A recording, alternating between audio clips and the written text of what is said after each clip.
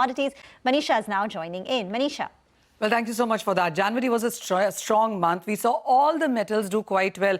Pardon me. We saw all-time highs in gold and silver and copper and tin, and nickel was surging higher. But Feb hasn't started that way. The strength in US dollar index is one of the reasons that has weighed on many of these commodities here. And then apart from that, China's out for the Lunar New Year holidays. So Chinese industrial demand seems to be slipping because of that as well. There also is profit taking, liquidation from the speculative buyers and all, which also has led to some steam off in many of these base metal prices. And then take a look at the inventory. So whether it's US markets, London, India, Shanghai, we have seen inventories gain for many of these metal prices. In Shanghai, actually, on a week-on-week basis, aluminum inventories are up more than 13%. It's 7% of gains and inventories when it comes to copper, and nearly 4% for nickel as well. So inventories surging also is yet another factor therein.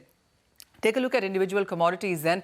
And when you look at copper prices, well, Chinese Non-Ferrous Metal Industry Association says that refined output will increase by 5% for 2026.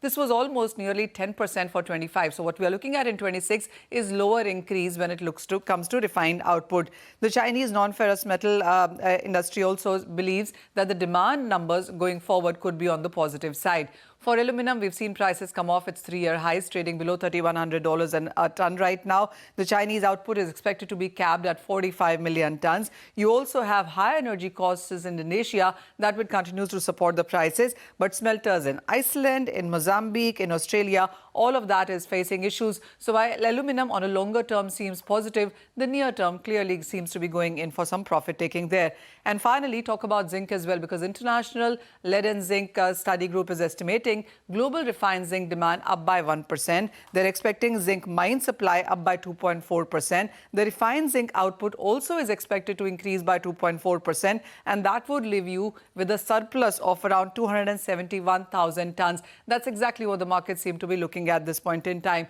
But even with that, the zinc demand in US for the galvanized steel is something that has been quite supportive. So when you look at the overall prices for the month of, for the year 2026 rather, we are trading in the positive for many of these metal prices. So while copper is up 5%, aluminum is up 4.5%, and zinc prices outperforming all of these metals with 8.5% of gains right now. What the markets are following right now is the US jobs data that comes in tomorrow, and then you have the US inflation numbers that come in on Friday. Further cues would come in from this. All right, Manisha, thank you very much for that. We'll take